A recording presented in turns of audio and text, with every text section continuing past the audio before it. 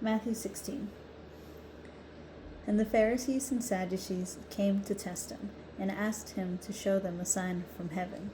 But he answered and said to them, When it is evening, you say, It will be fair weather, for the sky is red. And in the morning it will be foul weather today, for the sky is red and threatening. You know how to interpret the appearance of the sky, but you cannot interpret the signs of the time. An evil and adulterous generation seeks after a sign, and there shall be no sign given to it except the sign of Jonah. And he left them and departed. When the disciples reached the other side, they had forgotten to bring any bread. And Jesus said to them, Take heed and beware of the yeast of the Pharisees and Sadducees.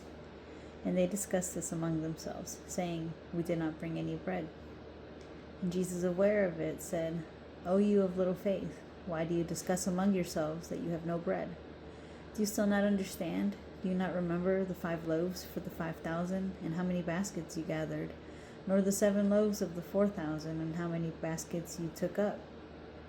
How is it that you fail to understand that I did not speak about bread? Beware the yeast of the Pharisees and Sadducees. Then they understood that he told them not to be careful concerning the yeast and bread, but of the teaching of the Pharisees and Sadducees. Now when Jesus came into the region of Caesarea Philippi, he asked his disciples, saying, Who do men say that the man of God is?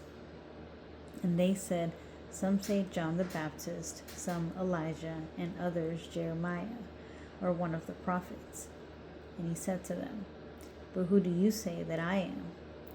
And Simon Peter answered and said, You are the Christ, the Son of the living God.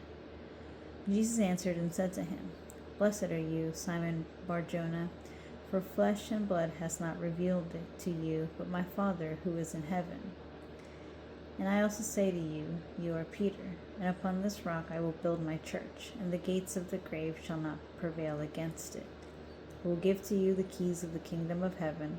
Whatever you shall bind on earth shall be bound in heaven, and whatever you shall loose on earth shall be loosed in heaven. Then he ordered the disciples to tell no one that he was the Christ. From that time Jesus began to explain to his disciples that he must go to Jerusalem and suffer many things from the elders and chief priests and scribes, and be killed, and on the 3rd day be raised. And Peter took him and began to rebuke him, saying, Be it far from you, Lord, this shall never happen to you. But he turned and said to Peter, Get behind me, Satan.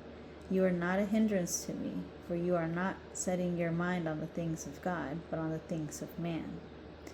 Then said Jesus to his disciples, If anybody wants to be my follower, let him deny himself and take up his cross and follow me. For whoever would save his life shall lose it, and whoever shall lose his life for my sake shall find it. For what shall a man be profited if he shall gain the whole world and forfeit his life?